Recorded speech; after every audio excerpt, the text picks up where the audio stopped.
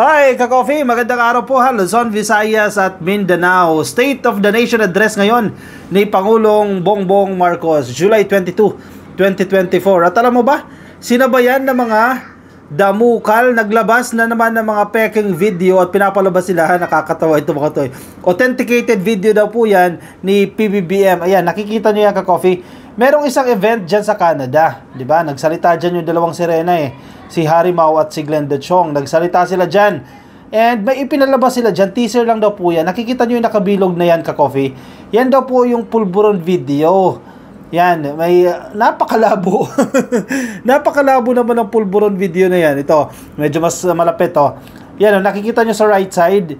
Yung lalaki, may lalaki dyan, maikli yung buhok na yuko, ganon.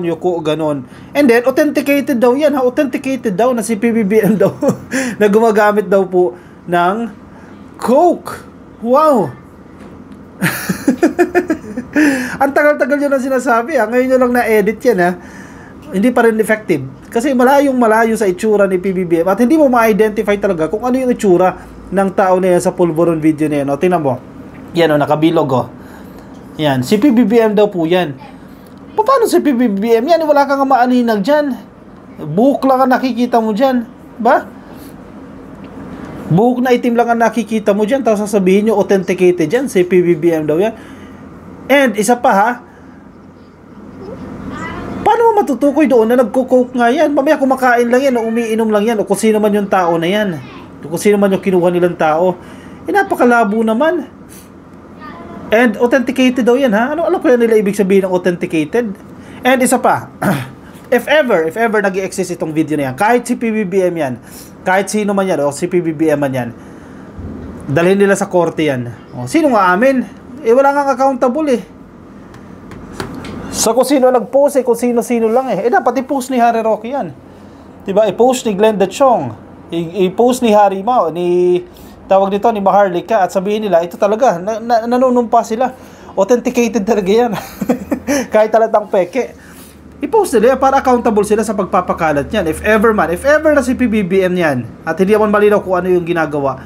And pagdating sa korte, basura yan. Kasi kailangan lumabas kung sino yung kumukuha ng video na yan at patunayan niya na si PBBM yan. Kailangan niya mag-take ng oath. Panindigan niya na siya talaga yung kumukuha niyan. Kasi kung wala lang, nag-circulate lang online, gusto nyo lang sirain. Diba? Gusto nyo lang manira. Sirain si PBBM. Sinabay nyo pa sa SONA. Sa tingin nyo, masisira nyo sa PBBM. Labo-labo niyan Hindi mo nga matukoy kung ano yan gaano kalapad yung mukha o kung ano man yan. Ba't yung blur? Diba? Sasabihin nyo i-blur kasi takot makasuhan. Huwag nyo i-blur yan. Bakit nyo kailangan pang i-blur yan kung gusto nyo sirain si PBBM? Diba? Yan hindi pa nakakapanood yan. Event na yan dyan sa Maisog. Blur na talaga. Yung original yan, blur na talaga. Kasi kung hindi yan blur, sa dami ng tao dyan na nagvi-video, inabas nila yung malinaw niya. Ang problema, blur na talaga. Ang ginagawa nyo dyan? Wala na talaga kayong maiba to dyan sa presidente.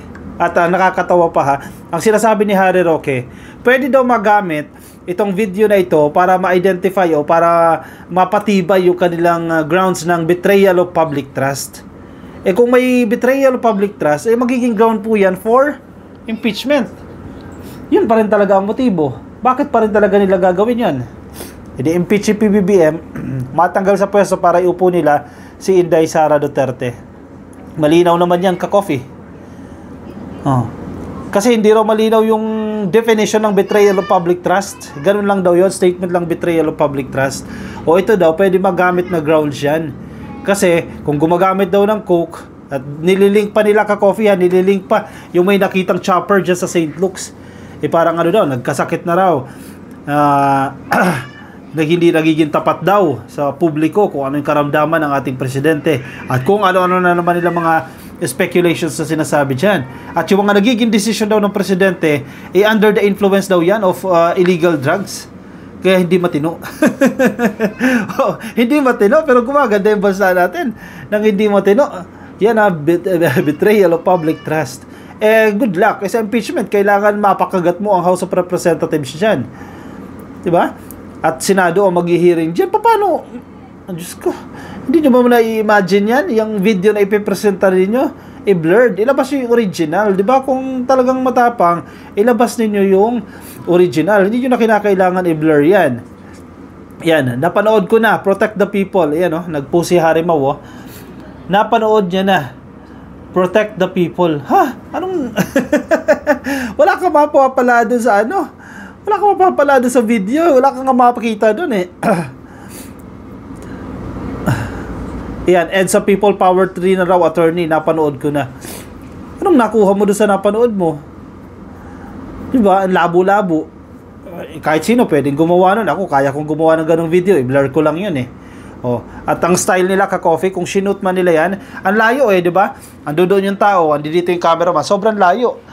So para mas mabilis i-edit, napakaraming makakuha ng ka-look-alike, kasing katawan, kasing buhok, di ba? Kuha ka lang dyan, kunan mo sa bandang malayo, tapos i-blur mo.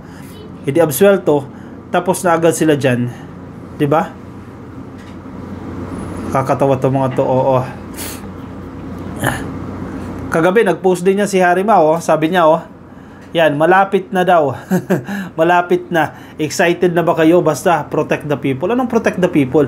Dapat ang tao, protektahan laban dito sa mga selfish na mga DDS na gustong ibagsak ang gobyerno. Para umupo si Inday Sara? Kumusta naman ang Pilipinas yan pag si Inday Sara na ang umupo? Anong mangyayari sa atin yan? No comment lagi. No comment. Pwede naman yan. Nako, ito mga ito, So na pa sinabay pa talaga nila. Ano ba? Wala na ba kayo ibang mga bato dyan? Kawawa naman itong mga to ka-coffee. At ang Maisog Rally, ginagamit nila yung mga prayer rally na yan para nasiraan ang administrasyon. Hindi nila mga kampanya ka-coffee, siraan na Kasi yung nangyari dyan sa Maisog Rally dyan sa Canada, puro paninira na talaga ang ginawa ni Glenda Chong at ni Harimaw dyan sa LA, sa tawag dyan sa Canada. Ngayon, meron na naman silang Maisog Rally. Diyan na naman po sa LA naman, sa Los Angeles naman, dyan sa Estados Unidos. Hindi na kampanya ito. Kampanya, at the same time, paninira na ito sa presidente. Bakit ba excited kayong matanggal si PBBM? Hindi kayo makapaghintay. Itong si Harry Roque, kawawa itong mga DDS lalo na yung mga OFW, ginagamit lang kayo ni Harry Roque. Nangangampanya lang yan kasi tatakbong party list yan pagdating po ng 2025. Kaya nag-iikot yan sa iba't ibang bansa. And good luck kung gaano karami yung boto na makukuha mo dyan sa mga bansang yan. Kaya yung mga DDS na nakikinig sa atin, tingnan nyo yung mga leader ninyo, nag-iikot lang sa iba't ibang bansa doon nagrarally-rally. Ilang tao lang naman nakakanood dyan? Sige, sabihin na natin 100 na tao nakakanood. Sige, i-post na lang sa Facebook para medyo dumami-dami. Ginagamit lang yan para mangampanya. Tapos samantalang kayo, bilad kayo dyan sa Liwasang Bonifacio, ulan, araw, tapos magkano lang makukuha nyo? 150 pesos? Yung kumakalat na balita na 150 pesos yung ibinayad dyan sa mga rallyista. O sige, sabihin na natin 500. Malaki-laki na rin yan. Pero sapat ba yun? Samantalang yung iba dyan, nagpapakasasa na. Yung mga nagsasabing gutom na, halimbawa, sinasabi ni Trixie Angeles, gutom na siya. Hindi totoo yan. Mayayaman yung mga yan. Ginagamit lang kayo. Kaya mga DDS, magising kayo, ginagamit lang din kayo ng mga leader dyan sa DDS. Kasi kayo kumbaga pamparami kayo ng tao, kumbaga tagapalakpak kayo. Yan ang ginagawa sa inyo dyan. Sana magising din kayo sa katotohanan na yan. Huwag kayong maniniwala dito sa video na yan. Kasi unang-una, malayo. Pwedeng napakadaling kumuha ng double para i-shoot yan. Pangalawa, naka-blur yan. Pangatlo, sino yung kumuha niya na mag-authenticate. Hindi nila pwedeng sabihin authenticated yung video na yan. Kailangan lumabas yung tao na mag-oath siya. O kung nasa korte yan, manumpa siya na ako talaga yung kumuha ng video na yan, ang totoong si PBBM yan. Wala nga lumalabas yung post nga, kung sino-sino nagpo-post Kung confident, kung confident na totoo yan, ang grupo ni Harry Roque, grupo ni Vic Rodriguez, grupo ni Glenn Chong, grupo ni Maharlika, kung confident sila na totoong si PBBM yan, ipopost nila yan sa Facebook pages nila. Ipopost nila yan. Bakit ayaw nila ipost? Kasi kakasuhan sila. Kaya ayaw nila ipost yan. Bakit tayo nila i-post kung totoo naman yan? 100% authenticated yan. Kung sure na sure silang si PBBM yan, edi i-post nila. O nakita nyo ba pinost? Teka, double check natin Kaya Harry Roque definitely hindi niya pinost kasi mananagot siya dyan. Hindi nila pinopost yan. Si Attorney Vic, tingnan natin kung pinost siya sa official page na. Oh, wala rin. Oh, si Glenn Chong. Kaya pinapahamak lang itong mga DDS.